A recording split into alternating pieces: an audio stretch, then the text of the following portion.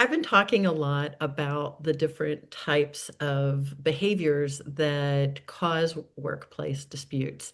One of the biggest things we need to go into more, it's the communication breakdown, analyzing how that occurred and how do we move forward. That's where I see cases end up in court all the time. I'm Nancy Schick of Third Ear Conflict Resolution. I am a New York employment attorney and global workplace mediator, and my goal is to keep workplace disputes out of court. There are just so many other places you can spend that time, money, and energy. One of the key things that we talk about in mediation versus litigation is the differences between the parties' interests and their positions. What do I mean by that?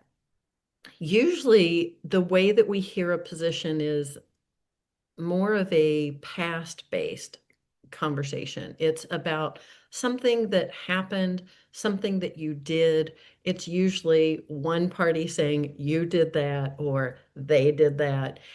And it doesn't really tell us much about what's needed in the future, which doesn't leave us very far to go, right? We can't change the past, but what we can do is listen for the interests and try and meet those needs, find a way to bridge the gap.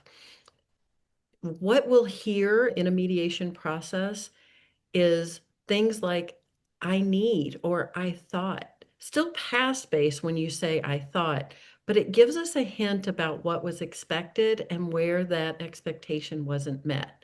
You can hear that in a workplace context. That becomes very important, especially if you're trying to continue to work together. We need to have clear expectations, and then we can start building the support around it to move everybody in the direction they want to go.